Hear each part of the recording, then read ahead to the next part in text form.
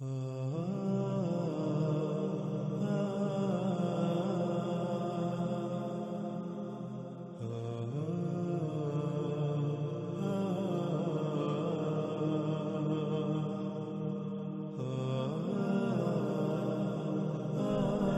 اس وقت سکرین پر جو روایت آپ کو نظر آ رہی ہے، اس روایت میں استعمال ہونے والے الفاظ کو سب سے پہلے جان لیتے ہیں، اس کے بعد روایت کے اوپر تفصیل سے بات کریں گے۔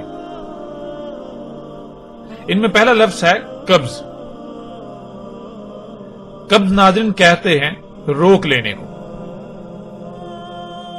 یعنی کہ مثال کے طور پر ایک سلسلہ چل رہا ہے یا آپ کسی کو کوئی شے دے رہے ہیں تو آپ اس شے کا دینا روک دیں، بند کر دیں، جس وجہ سے دوسرا اس شے سے محروم رہ جائے گا، محروم ہو جائے گا۔ اس طرح اگلا لفظ ہے شاع، جس کے معنی ہے قانون، یعنی جو آپ نے قانون بنا دیا، جو آپ نے قدر میں کر دیا، یعنی جو حساب تاب، جو کیلکولیشن آپ نے کر دی، جو قانون بنا دیا۔ پھر اگلا لفظ ہے احداث، جو کہ جمع کا صیغہ ہے، اس کا بعد ہے حدثہ۔ احداث کے معنی ہیں ایجادات، واقعات، حادثات، جدت، آفات اور مصائب وغیرہ۔ پھر آگے لفظ آتا ہے نزوع، جس کے معنی ہے ایک شے کا دوسری پر سوار ہونا، جیسے جانور، چرند پرند وغیرہ جنسی حاجت پوری کرنے کی غرض سے ایک دوسرے پر سوار ہوتے ہیں۔ کچھ تو اچانک اپنی اگلی ٹانگیں اٹھا کر مادہ پر سوار ہو جاتے ہیں، تو کچھ بھاگتے ہوئے آتے ہیں اور اچانک اپنی اگلی ٹانگیں اٹھا کر مادہ پر سوار ہوتے ہیں، اسے عربی میں نزوع کہا جاتا ہے۔ اگلا لفظ ہے العیر، جس کے معنی ہے قافلہ، سواریوں کا قافلہ۔ محمد رسول اللہ علیہ السلام کے وقت اور موجودہ ایجادات سے پہلے تجارت، سفر، حج وغیرہ کی غرض سے اونٹوں کے جو قافلے چلتے تھے انہیں العیر کہا جاتا تھا۔ اس کے علاوہ گدو، گھوڑوں اور خچروں کے قافلوں کو بھی العیر کہا جاتا تھا، یا کسی بھی قسم کے قافلے کو العیر کہا جاتا تھا۔ اور یہاں یہ بھی جان لیں کہ العیر بنیادی طور پر کسے کہتے ہیں، یعنی قافلہ بنیادی طور پر کسے کہتے ہیں؟ العیر یا قافلہ کہتے ہیں زیادہ لوگوں کا پیدل یا سواریوں پر کسی سفر کے لیے پوری ترتیب کے ساتھ سفر کرنا، یعنی سب سے آگے کون چلے گا، اس کے دائیں کون چلے گا، پیچھے کون چلے گا، بائیں کون چلے گا، یعنی اس طرح پوری ترتیب کے ساتھ جب کوئی لوگوں کا گروہ، کچھ سواریوں کا گروہ سفر کرتا ہے، اسے عربی میں العیر اور اردو میں قافلہ کہتے ہیں۔ اب آتے ہیں ناظرین اس روایت کی طرف۔ رسول اللہ صلی اللہ علیہ وآلہ وسلم نے کہا قبض کر لے گا اللہ علماء کو۔ قبض کہتے ہیں روک لینے کو، یعنی جیسے اگر آپ کوئی شے کسی کو دے رہے ہوں تو بند کر دینا، دینا بند کر دینا، وہ سلسلہ روک دینا، جس وجہ سے دوسرا اس شے سے محروم ہو جائے گا۔ تو رسول اللہ صلی اللہ علیہ وآلہ وسلم نے کہا کہ اللہ علماء کا سلسلہ روک دے گا، علماء کا سلسلہ بند کر دے گا۔ پھر اس سوال کا بھی آگے جواب دے دیا کہ علماء کا سلسلہ اللہ کیسے روکے گا۔ اس کا جواب رسول اللہ علیہ السلام نے یوں دیا، اور قبض کرے گا علم ان سے، یعنی انسانوں پر علم کھلنا روک دیا جائے گا، بس جیسے اس کا قانون ہے۔ جب اللہ علم قبض کر لے گا، یعنی انسانوں پر اللہ کی طرف سے علم کھلنا بند ہو جائے گا، رک جائے گا، تو اللہ کا قانون ہے کہ پھر ایجادات، واقعات، حادثات، جدت، مصائب و آفات ایک دوسرے پر ایسے چڑھیں گے جیسے جانور جنسی حاجت کو پورا کرنے کے لیے ایک دوسرے پر سوار ہوتے ہیں۔ ایجادات، واقعات، حادثات، جدت، آفات و مصائب کے قافلوں پر قافلے چڑھیں گے، قافلوں پر قافلے ہوں گے، جیسے جانور جنسی حاجت پورا کرنے کے لیے ایک دوسرے پر سوار ہوتے ہیں، اس طرح ایجادات کے، واقعات کے، حادثات کے، آفات کے قافلوں پر قافلے اس طرح ایک دوسرے پر چڑھیں گے۔ ناظرین، رسول اللہ صلی اللہ علیہ وآلہ وسلم نے کہا قبض کر لے گا اللہ علماء کو۔ پھر اس سوال کا بھی جواب دے دیا کہ اللہ کیسے علماء کو قبض کرے گا؟ اللہ قبض کر لے گا علم کو، جیسے اس کا قانون ہے۔ ناظرین، روایت میں آگے بڑھنے سے پہلے یہاں یہ بات جان لینا بہت ضروری ہے کہ اللہ کے علم عطا کرنے یا اس کے قبض کرنے کا قانون کیا ہے۔ اس سوال کا جواب قرآن کی سینکڑوں آیات میں موجود ہے، لیکن ہم آپ کے سامنے کچھ ایسی آیات رکھتے ہیں جو اس بات کو ایسے کھول دیں گی کہ کسی بھی قسم کا کوئی ابہام نہیں رہے گا۔ ناظرین، اس وقت سکرین پر آپ کو 3 آیات نظر آ رہی ہیں۔ ان میں سب سے پہلی آیت ہے سورہ البقرہ کی اور آیت کا نمبر ہے 129۔ دوسری آیت ہے سورہ آل عمران کی اور آیت کا نمبر ہے 164، اور تیسری آیت ہے سورۃ الجمعہ کی اور آیت کا نمبر ہے 2۔ ناظرین، سب سے پہلی بات تو یہ ہے کہ قرآن میں بھی آیات کی ترتیب اسی طرح ہے، یعنی جیسے ہم نے پہلے نمبر پر جسے رکھا وہ قرآن میں بھی پہلے نمبر پر ہے، جسے ہم نے دوسرے پر رکھا وہ قرآن میں بھی ترتیب کے لحاظ سے دوسرے نمبر پر، اور جسے ہم نے تیسرے نمبر پر رکھا وہ ترتیب کے لحاظ سے قرآن میں بھی تیسرے نمبر پر ہی آئی ہے۔ تو ناظرین، پہلی آیت جو کہ سورۃ البقرہ کی ہے، آیت نمبر 129، اس میں ابراہیم علیہ السلام کی دعا ہے اپنے رب سے، جس میں ابراہیم علیہ السلام کہتے ہیں ہمارے رب بیس کر یعنی کھڑا کر رسول انہی میں سے، ان پر تلاوت کرے تیری آیات کی اور سکھائے انہیں علم کتاب کا اور حکمت سکھائے، یعنی اس علم کا استعمال کب، کہاں، کیسے، کیوں اور کتنا کرنا ہے یہ بھی سکھائے اور ان کا تزکیہ کرے۔ ناظرین، آیت میں آنے والے الفاظ پر بھی تفصیل سے بات کریں گے اور انہیں ہر لحاظ سے کھولیں گے، لیکن اپنے موضوع پر۔ اس وقت جو ہمارا موضوع ہے اس لحاظ سے آپ یہ بات جان لیجئے اور خود اپنی آنکھوں سے دیکھ لیجئے کہ ابراہیم علیہ السلام نے جو دعا کی اس میں کیا کہا اور اس کی ترتیب کیا ہے۔ ابراہیم علیہ السلام نے انہی میں سے رسول کی بعثت کی دعا کی جو ان پر اللہ کی آیات کی تلاوت کرے۔ اس کے بعد 3 چیزوں کا ذکر کیا جو بالترتیب یہ ہیں۔ نمبر 1، ان کو علم سکھائے کتاب کا۔ نمبر 2، انہیں حکمت سکھائے، یعنی اس علم کا جو علم سکھایا اس علم کا استعمال کرنا بھی سکھائے، وہ علم کب، کہاں، کیسے، کیوں اور کتنا استعمال کرنا ہے۔ نمبر 3، ان کا تزکیہ کرے۔ ناظرین، رب العالمین کی طرف سے ابراہیم علیہ السلام کی اس دعا کا جواب کیا آیا وہ آپ باقی 2 آیات میں دیکھ سکتے ہیں، اور پھر ان میں رسول کی بعثت اور اس کا انسانوں پر اللہ کی آیات کی تلاوت کے بعد انہی 3 چیزوں کا ذکر ہے جو ابراہیم علیہ السلام کی دعا تھی۔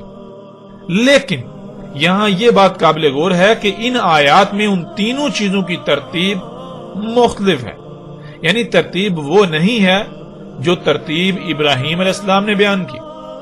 اللہ سبحانہ وتعالی نے ابراہیم علیہ السلام کی دعا کے جواب میں کہا کہ اس نے رسول بیس کیا انہی میں سے جو ان پر میری آیات کی تلاوت کرتا ہے۔ اس کے بعد ان 3 چیزوں کی ترتیب کو دیکھیں۔ نمبر 1، ان کا تزکیہ۔ نمبر 2، انہیں کتاب کا علم سکھانا۔ نمبر 3، انہیں حکمت سکھانا۔ یعنی ابراہیم علیہ السلام نے ان 3 میں سے پہلے نمبر پر یہ رکھا کہ انہیں علم سکھائے کتاب کا، لیکن اللہ سبحانہ و تعالی نے کتاب کا علم سکھانے کو دوسرے نمبر پر رکھا۔ ابراہیم علیہ السلام نے دوسرے نمبر پر حکمت کو رکھا، لیکن اللہ سبحانہ و تعالی نے حکمت کو تیسرے نمبر پر رکھا، اور ابراہیم علیہ السلام نے تزکیے کو تیسرے نمبر پر رکھا، لیکن اس کے برعکس اللہ سبحانہ و تعالی نے تزکیے کو پہلے نمبر پر رکھا۔ ناظرین، ابراہیم علیہ السلام نے علم سکھانے کو 3 میں پہلے نمبر پر اور تزکیے کو تیسرے اور آخری نمبر پر، لیکن اللہ سبحانہ و تعالی نے تزکیے کو پہلے نمبر پر رکھا اور اس کے بعد دوسرے نمبر پر علم سکھانے کا ذکر کیا اور پھر آخری اور تیسرے نمبر پر حکمت کو رکھا۔ یعنی ان آیات میں یہ بات بالکل واضح ہو جاتی ہے کہ جب تک کسی کا تزکیہ نہیں ہوتا تب تک وہ کتاب کا علم نہیں سیکھ سکتا۔ ایسا ممکن ہی نہیں کہ تزکیے کے بغیر کوئی کتاب کا علم سیکھ سکے۔ اس لیے اللہ سبحانہ و تعالی نے پہلے نمبر پر تزکیے کو رکھا۔ جب تک تزکیہ نہیں ہوتا تب تک کتاب کا علم حاصل ہونا ناممکن ہے، اور تزکیے کے لیے طیب رزق شرط ہے، کیونکہ تزکیہ ہوتا ہی طیبات سے ہے۔ ناظرین، آج دنیا میں شاید ہی کوئی ایسا شخص ہو جسے طیب کا علم ہو کہ لفظ طیب کے معنی کیا ہے اور طیب رزق ہوتا کیا ہے۔ اس موضوع پر آئندہ ایک ساتھ میں تفصیل کے ساتھ بات ہوگی، لیکن یہاں یہ بات واضح ہو جانی چاہیے کہ جب کسی کو طیبات کا ہی علم نہیں، طیبات کا علم ہی نہیں اور وہ خبائث کو اختیار کیے ہوئے ہوگا تو اس کا تزکیہ کیسے ہو سکتا ہے؟ اس کا تزکیہ کیوں کر ہو سکتا ہے؟ اور جب تزکیہ نہیں ہوگا تو پھر ظاہر ہے کتاب کا علم کیسے کھل سکتا ہے؟ کیسے سمجھ آ سکتا ہے؟ کیسے حاصل ہو سکتا ہے کتاب کا علم؟ کتاب کے علم کے لیے تو تزکیہ شرط ہے، جب تزکیہ ہوگا ہی نہیں تو علم حاصل نہیں ہو سکتا، اور جب علم حاصل نہیں ہو سکتا تو پھر حکمت تو علم کے بعد آتی ہے، جب علم ہی حاصل نہیں ہو سکتا تو پھر حکمت بھی حاصل نہیں ہو سکتی۔ ناظرین، یہ ہے اللہ کا قانون، جس قانون سے اللہ علم عطا کرتا ہے یا پھر علم کو قبض کر لیتا ہے۔ اور ناظرین، ظاہر ہے جب رزق کی کوئی اہمیت نہیں رہے گی، لوگوں کو طیب کا علم ہی نہیں ہوگا تو پھر ان پر کتاب کا علم کیسے کھل سکتا ہے؟ جب علم نہیں کھلے گا تو ظاہر ہے پھر جہالت غالب آئے گی اور ہر سو ہر طرف جہالت پھیل جائے گی۔ جب جہالت غالب آتی ہے، جہالت پھیل جاتی ہے تو پھر انسان اپنی خواہشات کی اتباع کرتے ہیں اور اپنی خواہشات کو ہی دین کا نام دے لیا جاتا ہے۔ وہ اپنی خواہشات کے خلاف ایک لفظ بھی سننے کو تیار نہیں ہوتے اور نہ ہی برداشت کرتے ہیں۔ یوں پھر وہ اپنی خواہشات کی اتباع میں دن بدن آگے بڑھتے چلتے جاتے ہیں اور اس مقام پر پہنچ جاتے ہیں جہاں سے واپسی ناممکن ہو جاتی ہے۔ ناظرین، یہی محمد علیہ السلام نے کہا تھا کہ اللہ علم کو قبض کرے گا، جیسے اس کا قانون ہے جب علم قبض ہو جائے گا تو جہالت غالب آ جائے گی، دنیا میں جہالت پھیل جائے گی۔ جب جہالت غالب آ جائے گی، جہالت پوری دنیا میں پھیل جائے گی تو لوگ اپنی خواہشات کی اتباع کریں گے۔ انہیں علم ہی نہیں ہوگا کہ دنیا میں آنے کا مقصد کیا ہے۔ جو ان کی خواہشات ہوں گی وہ اسی کے پیچھے بھاگیں گے، انہیں کی اتباع کریں گے، انہیں کو پورا کریں گے۔ جب لوگ اپنی خواہشات کی اتباع کریں گے تو ایجادات ہوں گی۔ اللہ نے یہ قانون میں کر دیا تو پھر کیا ہوگا؟ تو پھر ایجادات ہوں گی، واقعات ہوں گے، حادثات ہوں گے، جدت آئے گی، آفات و مصائب ہوں گے، ایسے کہ ایک دوسرے پر چڑھیں گے، قافلوں پر قافلے چڑھیں گے۔ یعنی ایجادات ایسے ہوں گی جو ایک دوسرے پر چڑھیں گی، واقعات ایسے ہوں گے جو ایک دوسرے پر چڑھیں گے، حادثات ایسے ہوں گے جو ایک دوسرے پر چڑھیں گے، آفات ایسی ہوں گی جو ایک دوسرے پر چڑھیں گی۔ ایسے ہی ایجادات کے قافلوں پر قافلے چڑھیں گے، جیسے جانور جنسی حاجت پورا کرنے کے لیے ایک دوسرے پر چڑھتے ہیں، ایک دوسرے پر سوار ہوتے ہیں۔ حادثات و واقعات کے قافلوں کے قافلے ایک دوسرے پر ایسے چڑھیں گے جیسے جانور یا جاندار جنسی حاجت کو پورا کرنے کے لیے ایک دوسرے پر سوار ہوتے ہیں۔ یعنی جیسے گدھا، گھوڑا یا باقی جانور دوڑتے ہوئے آتے ہیں اور جنسی حاجت کو پورا کرنے کے لیے اچانک مادہ پر سوار ہو جاتے ہیں، یا جیسے جنسی حاجت پوری کرنے کے لیے ایک دوسرے پر چڑھتے ہیں، بالکل ایسے ہی ایجادات، حادثات، واقعات و مصائب ایک دوسرے پر ایسے ہی چڑھیں گے۔ اور ناظرین غور کریں، کیا آج یہ سب نہیں ہو رہا؟ کیا آج آپ پوری دنیا میں یہ سب ہوتا ہوا نہیں دیکھ رہے؟ محمد رسول اللہ علیہ السلام نے کہا، ایجادات، واقعات، حادثات، جدت، آفات و مصائب وغیرہ ایک دوسرے پر اس طرح چڑھیں گے جیسے جانور جنسی حاجت کو پورا کرنے کے لیے ایک دوسرے پر سوار ہوتے ہیں۔ تو ناظرین، آپ سکرین پر دیکھ رہے ہیں محمد رسول اللہ علیہ السلام کے الفاظ کے عین مطابق آج طرح طرح کی ایجادات، آفات، مصائب، حادثات ایسے وقوع پذیر ہو رہے ہیں گویا کہ وہ ایک دوسرے پر چڑھ رہے ہیں، اور ایجادات ایک دوسرے پر بالکل ایسے ہی سوار ہیں جیسے جانور جنسی حاجت کو پورا کرنے کے لیے ایک دوسرے پر سوار ہوتے ہیں۔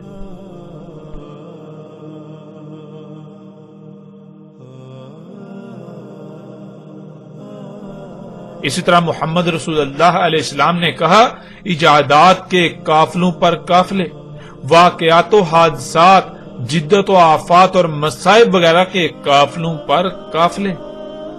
تو ناظرین، کیا یہ آج آپ سب ہوتا ہوا نہیں دیکھ رہے؟ کیا سکرین پر آپ کو یہ سب نظر نہیں آ رہا کہ آج پوری دنیا میں یہ سب ہوتا ہوا نہیں دیکھ رہے؟ اسی طرح محمد رسول اللہ علیہ السلام نے کہا ایجادات، واقعات، حادثات، جدت، آفات و مصائب وغیرہ کے قافلوں پر قافلے ایک دوسرے پر ایسے چڑھیں گے جیسے جانور جنسی حاجت کو پورا کرنے کے لیے ایک دوسرے پر سوار ہوتے ہیں، ایک دوسرے پر چڑھتے ہیں، اور سکرین پر آپ یہ تمام مناظر اپنی آنکھوں سے دیکھ رہے ہیں۔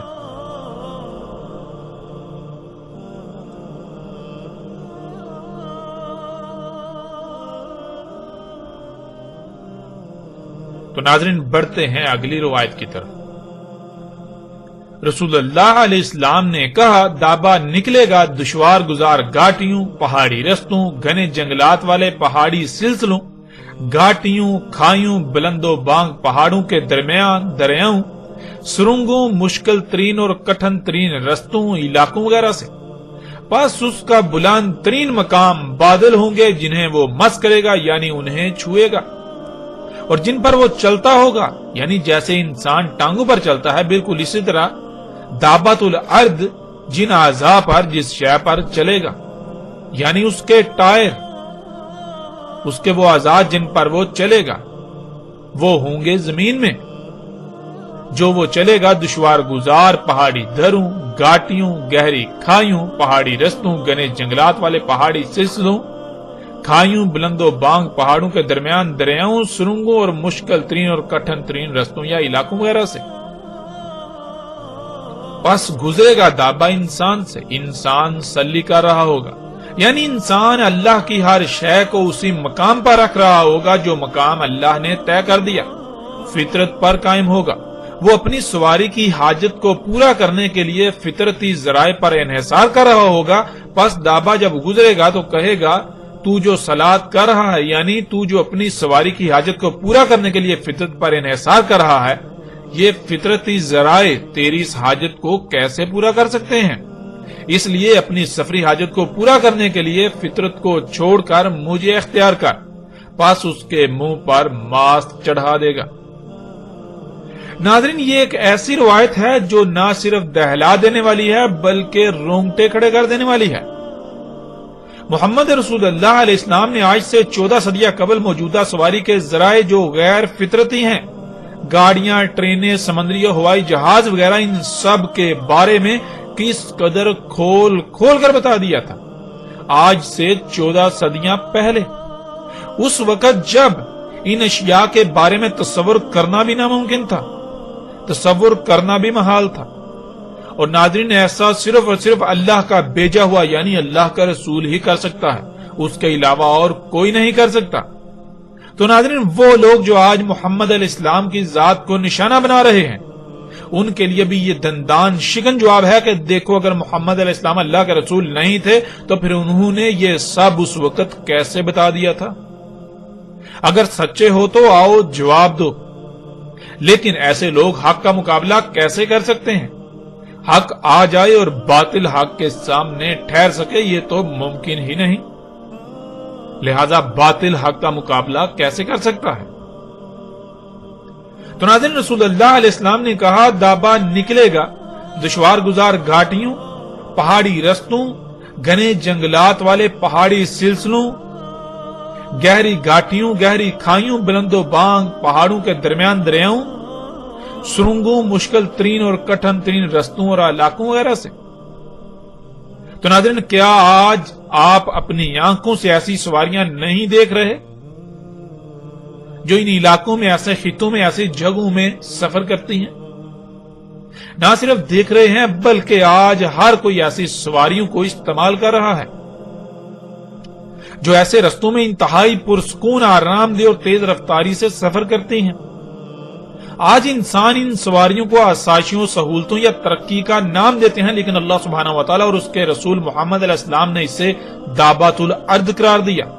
وہ دابا جو زمین میں فساد عظیم کا سبب بن رہا ہے، وہ دابا جو اسات کے اشارات میں سے ایک شرط یعنی جن وجوہات کی بنا پر اسات آئے گی، زمین پر عظیم تباہی آئے گی جو تمام انسانوں کو صفحہ ہستی سے مٹا دے گی، ان میں سے ایک بنیادی وجہ ہے وہی دابا جو اللہ کے قول واقع ہونے پر نکلنا تھا، سامنے آنا تھا، جس کی وجہ سے آسمان یعنی وہ فضا جس میں آپ سانس لیتے ہیں اس نے طرح طرح کی دخان یعنی گیسوں سے بھر جانا تھا، اور وہ دخان ان عذاب علیم کی شکل اختیار کرنا تھا، جیسے کہ آج یہ سب آپ اپنی آنکھوں سے ہوتا ہوا دیکھ رہے ہیں۔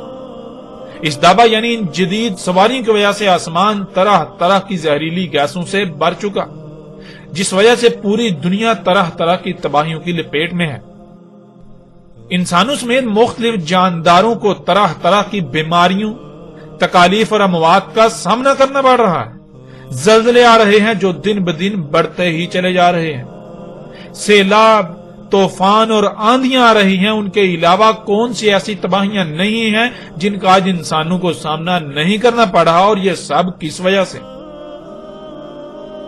ناظرین ذرا غور تو کریں۔ اور رسول اللہ علیہ السلام نے کہا اس کا راس یعنی اس کی چوٹی، اس کا بلند ترین مقام بادل ہوں گے، بادلوں کو مس کرے گا، انہیں چھوئے گا۔ اور ناظرین یہ بھی آج آپ اپنی آنکھوں سے ہوتا ہوا دیکھ رہے ہیں، نہ صرف دیکھ رہے ہیں بلکہ جب آپ اسی دابا یعنی ہوائی جہاز میں سوار ہوتے ہیں تو اس سارے منظرنامے سے خود بھی گزرتے ہیں اس دابا کے ساتھ۔ یعنی یہی دابۃ الارض جو جہازوں کی صورت میں آج موجود ہے، وہ بادلوں کو پہنچتا ہے، انہیں چھوتا ہے، یہاں تک کہ بادلوں کو چیرتا ہوا ان سے اوپر نکل جاتا ہے۔ اور رسول اللہ علیہ السلام نے کہا اس کی رجل یعنی جن پر وہ چلے گا، جیسے انسان جن پر چلتا ہے وہ اس کی ٹانگیں کہلاتی ہیں، بالکل اسی طرح دابۃ الارض جن اعضاء پر چلے گا یعنی اس کے ٹائر وہ زمین میں ہوں گے جو وہ نکلے گا دشوار گزار گھاٹیوں، پہاڑی رستوں، گھنے جنگلات والے پہاڑی سلسلوں، گہری گھاٹیوں، گہری کھائیوں، بلند و بانگ پہاڑوں کے درمیان دریاؤں، سرنگوں، مشکل ترین اور کٹھن ترین رستوں اور علاقوں وغیرہ سے۔ ناظرین یہی دابا زمین پر اپنی رجل یعنی ٹائروں پر چلتا ہے تو اس کے ٹائر زمین پر ہوتے ہیں، جیسا کہ طرح طرح کی گاڑیاں ہیں جو ایسے علاقوں سے اپنے ٹائروں پر سفر کرتے ہوئے نکلتی ہیں، چلتی ہوئی نکلتی ہیں۔ اور یہ سب آج آپ اپنی آنکھوں سے دیکھ رہے ہیں، اور سکرین پر بھی آپ یہ سب مناظر اپنی آنکھوں سے دیکھ رہے ہیں۔ پھر ناظرین رسول اللہ علیہ السلام نے کہا پس گزرے گا انسان سلی کر رہا ہوگا، یعنی انسان اللہ کی ہر شے کو اسی مقام پر رکھ رہا ہوگا جو مقام اللہ نے طے کر دیا، فطرت پر قائم ہوگا۔ وہ اپنی سواری کی حاجت کو پورا کرنے کے لیے فطرتی ذرائع پر انحصار کر رہا ہوگا، پس دابا کہے گا جو تو صلاح کر رہا ہے، یعنی تو جو اپنی سواری کی حاجت کو پورا کر رہا ہے، تو جو اپنی سواری کی حاجت کو پورا کرنے کے لیے فطرت پر انحصار کر رہا ہے، یہ فطرتی ذرائع تیری اس حاجت کو پورا کیسے کر سکتے ہیں؟ اس لیے اپنی سفری حاجت کو پورا کرنے کے لیے فطرت کو چھوڑ کر مجھے اختیار کر، پس اس کے منہ پر ماسک چڑھا دے گا۔ یعنی ناظرین رسول اللہ علیہ السلام نے بالکل واضح یہ کہا کہ جب تک یہ سواریاں نہیں نکلیں گی تب تک انسان اپنی سواری کی حاجت کو پورا کرنے کے لیے فطرتی ذرائع پر انحصار کریں گے۔ یعنی انسان اپنی سفری حاجت کو پورا کرنے کے لیے گدھے، گھوڑے، اونٹوں اور خچروں پر انحصار کر رہے ہوں گے، لیکن جب یہ دابا نکل آئے گا، دابۃ الارض آ جائے گا، جب یہ وجود میں آ جائے گا تو لوگ چاہتے یا نہ چاہتے ہوئے بھی اسے استعمال کرنے پر مجبور ہو جائیں گے، کیونکہ انسانوں کو نظر آ رہا ہوگا کہ ان جدید سواری کے ذرائع کی موجودگی میں ان کی سواری کی حاجت کو فطرتی ذرائع یعنی گدھے، گھوڑے، اونٹ اور خچر وغیرہ پورا نہیں کر سکتے۔ وہ اس تیز رفتار ترین دور میں ان سست رفتار فطرتی ذرائع سے اپنی اس حاجت کو پورا نہیں کر سکتے۔ یوں تمام انسان اپنی اس حاجت کو پورا کرنے کے لیے دابۃ الارض پر انحصار کریں گے، جس کا نتیجہ یہ نکلے گا کہ پوری دنیا کی فضا دابۃ الارض سے خارج ہونے والی زہریلی گیسوں سے بھر جائے گی۔ اب ناظرین آپ خود غور کریں، کیا یہ سب آج نہیں ہو چکا؟ کیا آپ کو یہ سب ہوتا ہوا نظر نہیں آ رہا؟ کیا محمد رسول اللہ علیہ السلام کا آج کے بارے میں کہا ہوا ایک ایک لفظ سچا ثابت نہیں ہو رہا، سچا ثابت نہیں ہو چکا؟ محمد علیہ السلام نے اس قدر کھول کھول کر دابۃ الارض کی وضاحت کر دی کہ اندھوں کو بھی نظر آ جاتا، مگر محمد علیہ السلام کی اس قدر وضاحت کے باوجود کوئی ایک بھی شخص آج ایسا نظر نہیں آتا جسے دابۃ الارض آج سے پہلے نظر آیا ہو۔ اور ناظرین، یہاں محمد رسول اللہ علیہ السلام کے وہ الفاظ بھی بالکل سچ ثابت ہوتے ہیں کہ محمد رسول اللہ علیہ السلام نے کہا تھا کہ جب دابت الارض نکلے گا تب دنیا میں کوئی ایک بھی مومن نہیں ہوگا۔ اور جیسے ہم آگے بڑھیں گے تو آئندہ ایک ساتھ میں ایسی روایات بھی آپ کے سامنے آ جائیں گی۔ اور ناظرین، ظاہر ہے اگر کوئی مومن ہوتا تو اسے دابت الارض نظر آنا چاہیے تھا، مگر ہم نہیں دیکھتے ہیں کہ دابت الارض کے نکلنے سے لے کر آج تک کوئی ایسا شخص ہوا ہو جسے دابت الارض نظر آیا ہو۔ زبان سے مومن ہونے کے دعوے دار تو کروڑوں ہیں، لیکن حیرانی والی بات تو یہ ہے کہ ان مومنوں کو دابت الارض نظر ہی نہ آیا۔ انہیں اس کے برعکس آسائشیں، سہولتیں، آسانیاں نظر آتی رہیں اور آج بھی نظر آ رہی ہیں۔ تو ناظرین، اب آپ سے سوال ہے کہ کیا اب بھی دابت الارض کے بارے میں کوئی شک و شبہ رہ چکا؟ کیا دابت الارض کی کھل کر وضاحت نہیں ہو چکی؟ اور پھر ناظرین، ان لوگوں سے سوال ہے جو یہ کہتے ہیں کہ ایک جانور نکلے گا، یعنی دابت الارض کو انہوں نے ایک جانور بنا دیا، وہ نکلے گا اور لوگوں سے باتیں کرے گا۔ تو ان سے سوال ہے، کیا تمہارا وہ جانور، اس میں یہ تمام تر صلاحیتیں موجود ہوں گی جو محمد رسول اللہ علیہ السلام نے کہہ دیا تھا؟ اور پھر مرزا غلام احمد قادیانی کے پیروکاروں سے بھی سوال ہے کہ کیا جسے مرزا غلام احمد قادیانی نے دابت الارض کہا، کیا اس پر یہ تمام کے تمام الفاظ پورے اترتے ہیں؟ ناظرین، مرزا غلام احمد قادیانی کے تمام پیروکاروں کو چیلنج ہے، ان کو چیلنج ہے کہ وہ مرزا غلام احمد قادیانی کو سچا ثابت کر کے دکھائیں۔ محمد رسول اللہ علیہ السلام نے تو کہا تھا کہ جب دابت الارض نکلے گا اس وقت زمین میں کوئی ایک بھی مومن نہیں ہوگا۔ ظاہر ہے اگر مومن ہو تو اسے دابت الارض نظر آ جاتا نا۔ اب ناظرین، جب مرزا غلام احمد قادیانی کو دابت الارض ہی نظر نہیں آیا تو وہ رسول، مہدی اور مثل عیسیٰ یا عیسیٰ تو بعد کی بات ہے، وہ تو مومن ہی نہیں، وہ تو مومن ہی ثابت نہیں ہوتا۔ اتنا بڑا دعوے دار، یعنی رسول ہونے کا دعوے دار، اور حیران کن طور پر کیسا رسول ہے کہ اسے دابت الارض ہی نظر نہ آیا؟ ہے نا حیرانگی والی بات؟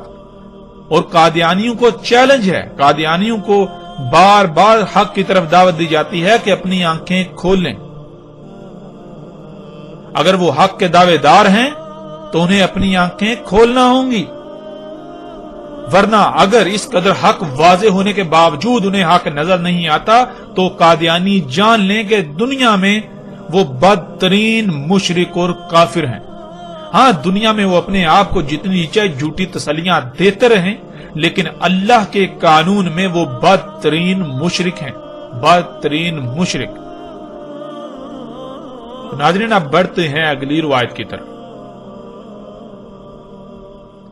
رسول اللہ علیہ السلام نے کہا، نکلے گا دابا دشوار گزار گھاٹیوں، پہاڑی رستوں، گنے جنگلات والے پہاڑی سلسلوں، گھاٹیوں، کھائیوں، بلند و بانگ پہاڑوں کے درمیان سرنگوں،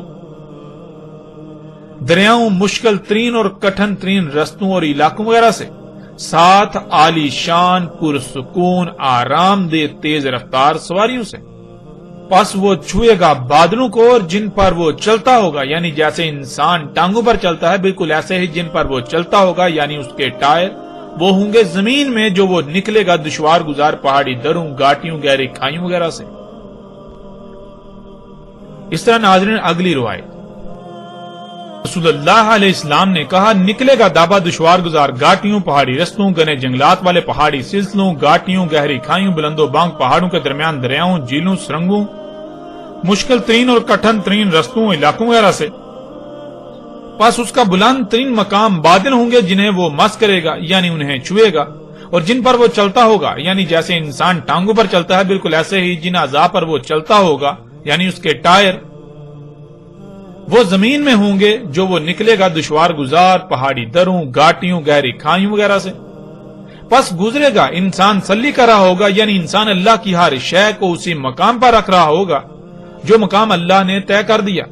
فطرت پر قائم ہوگا، وہ اپنی سواری کی حاجت کو پورا کرنے کے لیے فطرتی ذرائع پر انحصار کر رہا ہوگا، پس دابا کہے گا جو تو صلاح کر رہا ہے، یعنی تو اپنی سواری کی حاجت کو پورا کرنے کے لیے فطرت پر انحصار کر رہا ہے، یہ فطرتی ذرائع تیری اس حاجت کو کیسے پورا کر سکتے ہیں؟ اس لیے اپنی سفری حاجت کو پورا کرنے کے لیے فطرت کو چھوڑ کر مجھے اختیار کر، مجھ پر انحصار کر، ورنہ اگر اس کے باوجود تو فطرت پر انحصار کرنے کی بجائے انہی یعنی اپنی سواری کی حاجت کو پورا کرنے کے لیے فطرتی ذرائع پر ہی انحصار کرتا ہے، تو پھر دو ہی صورتیں ہیں، یا تو یہ کہ اس کے ساتھ پناہ لی جائے، یعنی فطرتی ذرائع پر انحصار کر کے اللہ کے ساتھ شرک اور اس کا کفر کرنے سے بچا جائے، اللہ کے علاوہ کسی اور کو رب بنانے سے بچا جائے، یا پھر دوگلاپن، منافقت اور محض دکھاوا ہے، پس اس کے منہ پر ماسک چڑھا دے گا۔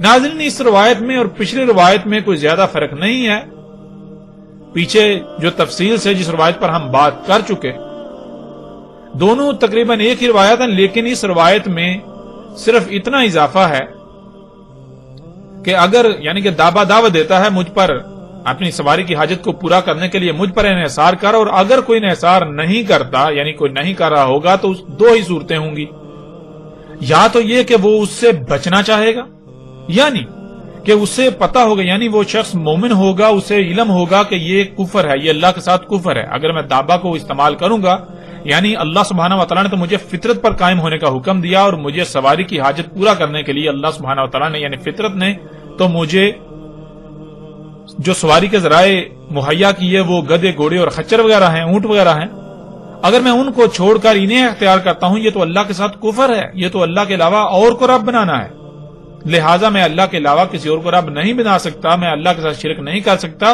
تو اللہ کے ساتھ کفر و شرک سے بچنے کے لیے وہ سواری کے ذرائع یعنی فطرت پر انحصار کرے گا، یا پھر دوسری صورت یہ ہے کہ محض لوگوں کو دکھانے کے لیے یعنی دوگلا پن اور منافقت ہوگی، اس کے علاوہ کچھ نہیں ہوگا، یعنی کہ اگر کوئی شخص فطرتی ذرائع کو اختیار کر رہا ہے یعنی اس نے رکھے ہوئے ہیں، یعنی وہ گھوڑے کو استعمال کرتا ہے، گدے یا خچر کو استعمال کرتا ہے، تو وہ کیوں کرتا ہے؟ وہ محض دکھاوے کے لیے، ریاکاری کے لیے، وہ اس کے پاس گاڑیاں بھی یہ سب کچھ بھی ہے، اس کے باوجود وہ صرف یعنی کہ ایسے دور میں، ایسے وقت میں جب گھوڑے یہ ساری سواریاں یہ اونٹ وغیرہ گھوڑے ناپید ہو چکے ہیں، لوگ گھوڑوں وغیرہ پر سفر نہیں کرتے، اور وہ صرف دکھاوے کی غرض سے وہ فطرتی ذرائع جو ہے وہ محض دکھاوے کی غرض سے رکھے گا، اس سے بڑھ کر کچھ نہیں۔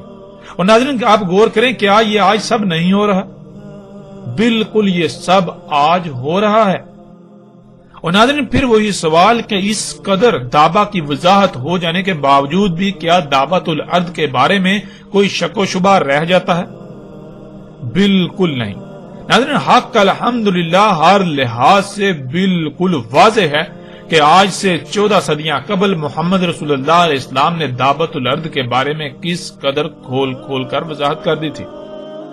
ناظرین اس قدر وضاحت ہو جانے کے باوجود ہم الحمدللہ مزید معتلی روایات کو سامنے رکھیں گے اور ان پر بھی بات کریں گے کہ ان میں رسول اللہ علیہ السلام نے دعوت الارض کے بارے میں مزید کیا کیا کہا۔ رسول اللہ علیہ السلام نے کہا وہ ہوگا دابا جو نکلے گا سات کے قیام کے پاس، اپنے عوامل سے کلام کرے گا لوگوں سے، اور وہ زہر آلود کر دے گا چہرہ مومن کا اور کافر کا۔ یعنی ناظرین اس روایت میں رسول اللہ علیہ السلام کے الفاظ بالکل واضح ہیں۔ رسول اللہ علیہ السلام نے کہا کہ اس میں کچھ شک نہیں، وہ دابا ہوگا، یعنی وہ جو حرکت کرنے والی مخلوقات سامنے آئیں گی، یعنی کہ آج جو حرکت کرنے والی مخلوقات نہیں ہیں، جو مرحلہ بمرحلہ آگے بڑھتی ہیں، جو حرکت کرتی ہیں تیر کر، رینگ کر، چل کر یا اڑ کر، جو آج موجود نہیں ہیں لیکن بعد میں سامنے آئیں گی، وہ کیا ہوگا؟ وہ مخلوقات، وہ دابا ہوگا جس نے قیام الساعت کے قریب نکلنا تھا۔ اور ناظرین دابا کا نکلنا یعنی ان مخلوقات کا سامنے آنا، سات کا سر پر آنا بالکل واضح ہے، یعنی کہ دابا کا آنا، دابت الارض کا سامنے آنا سات کے سر پر آنے کا اعلان تھا۔ ناظرین آج کس قدر آپ خطرناک وقت میں کسی قدر خطرناک دور میں موجود ہیں آپ کو اب اندازہ ہو جانا چاہیے۔ اور پھر رسول اللہ علیہ السلام نے کیا کہا، وہ اپنے عوامل سے انسانوں سے کلام کرے گا، اور وہ اس کا کلام کیا ہوگا اس کی وضاحت بھی رسول اللہ علیہ السلام نے کر دی۔ اس کا کلام یہ ہوگا کہ وہ زہر آلود کر دے گا مومن کا اور کافر دونوں کا چہرہ، یعنی سب کے چہرے ان پر زہر آلود کر دے گا۔ اور ناظرین غور کریں کہ آج یہ سب نہیں ہو چکا، کیا آج پوری دنیا کی فضا زہر آلود نہیں ہو چکی؟ اس میں کوئی مومن ہو یا کافر ہو، کیا دونوں اس زہر آلود فضا میں نہیں؟ مومن اور کافر دونوں کے چہرے زہر آلود نہیں کر دیے ان گاڑیوں نے، ان جہازوں نے، ان مخلوقات نے، یہ جو دابت الارض ہے۔ ناظرین اس روایت کی روح سے بھی حقیقت آپ پر بالکل واضح ہو جاتی ہے۔ ناظرین اس وقت سکرین پر جو آپ کو روایت نظر آ رہی ہے، سب سے پہلے اس میں استعمال ہونے والے الفاظ کو جان لیتے ہیں۔ ان میں ایک لفظ ہے صدا، جس کے معنی ہے زمین کا اس طرح پھٹنا یا پھاڑا جانا کہ زمین اس طرح دو حصوں میں تقسیم ہو جائے، درمیان سے خندق نظر آئے، یعنی جیسے زمین میں کوئی نہر کھودی جاتی ہے، اس طرح زمین کا درمیان سے پھٹا ہوا ہونا اور درمیان میں نہر سی خندق سی نظر آنا۔ اگلا لفظ ہے جری، اس کا مادہ جر ہے جس کے معنی پگڈنڈی، لانا، واپس لے جانا، کھینچ کر اپنے اوپر کرنا اور اتار دینا، گھسیٹنا، چلنا، گھسٹ کر چلنا، جیسے پانی میں کوئی شے بہتی ہے۔ اور جری بہنے کو بھی کہتے ہیں، جیسے کشتی پانی میں بہتی ہے۔ اور ایسی سواری جو کہ پگڈنڈی کی طرح ہو اور اپنے اوپر وزن اٹھا کر چلتی ہو، وزن اپنے اوپر رکھتی ہو اور اسی طرح اتار دیتی ہو۔ اور کا کے معنی ہے جیسے۔ اس کے علاوہ عربی میں یہ پورا لفظ بھی استعمال ہوتا ہے کجری، جس کے معنی ہے جس میں عیش و آرام ہو۔ رسول اللہ علیہ السلام نے کہا نکلے کا دابا صدا سے، الصفا میں، یعنی ایک لائن میں زمین اس طرح پھٹے گی یا پھاڑی جائے گی کہ اس میں خندق بن جائے، زمین ایسے کھودی جائے گی کہ اس میں خندق بن جائے، جیسے زمین کھود کر نہر نکالی جاتی ہے۔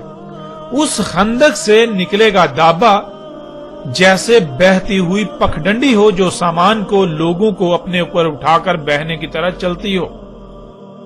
ناظرین یہ روایت انتہائی حیران کن روایت ہے۔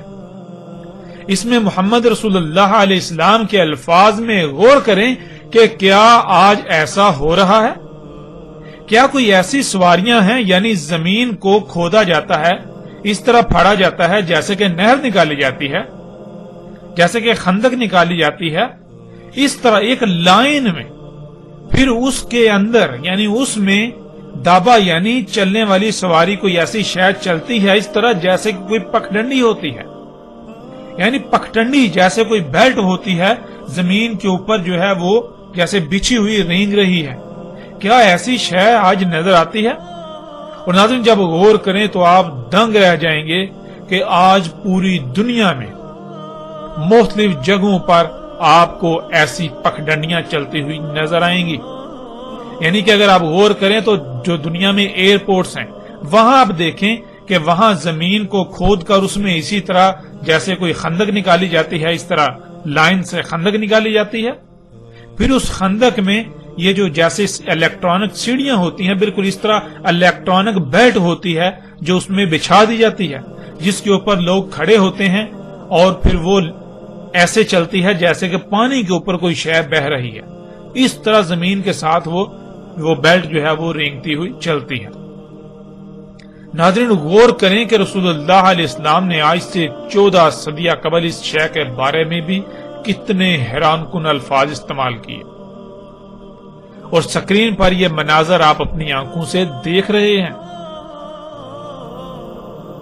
ناظرین غور کریں کہ پگڈنڈی اگر اس طرح چلے کہ زمین پر پانی پر تیرنے کی طرح گھسٹ کر چل رہی ہو تو کیسا نقشہ سامنے آتا ہے؟